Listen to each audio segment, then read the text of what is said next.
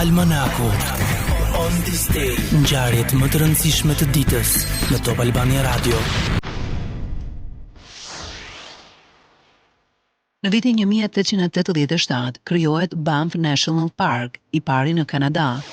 1956 Gamal Abdel Nasser zgjidhet kryetari i Egjiptit. 1967 konferenca Glassboro, presidenti amerikan Lyndon B. Johnson takohet me kryeministrin sovjetik Aleksej Kosygin në Glassboro të New Jersey, ku mbajt një konferencë traditore për shqetësimet e dy superfuqive të luftës së ftohtë. 1972 presidenti amerikan Richard Nixon dhe shefi i kabinetit të tij i shtëpisë së bardhë H.R. Haldeman incizohen gjatë bisedave të tyre ku përpiqen ta përdorin CIA-n për ndaljen e hetimeve të zhvilluara nga FBI-ja pas dyshimeve për aferën Watergate, shkak i së cilës Nixon dha dorëheqjen. 1983 Papa Gjon Pali II u takua me liderin e ndëshkuar të punëtorëve të Polonisë, Lech Walesa, i cili ishte lideri i Solidaritetit, një lëvizje që nxiti frymën e rebelimit të polakëve për rrëzimin e komunizmit në fund të viteve 80.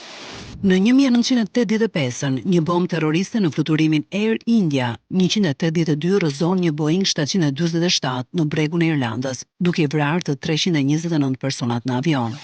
1990 Moldavia deklaron pavarësinë. 1992 Teflon Don u dënua me burgim të përjetshëm. Bosi i krimit të New Yorkut, John Gotti, nuk i ishte lejuar as e drejta e ankesës. Ai ishte drejtuesi i mafias më të madhe newyorkeze që zhvaste dhe vriste njerëz të biznesit. 1994 Republika e Afrikës së Jugut, pasi shfuqizon ligjet mbi apartheidin, ripranohet në mbledhjen e Organizatës së Kombeve të Bashkuara.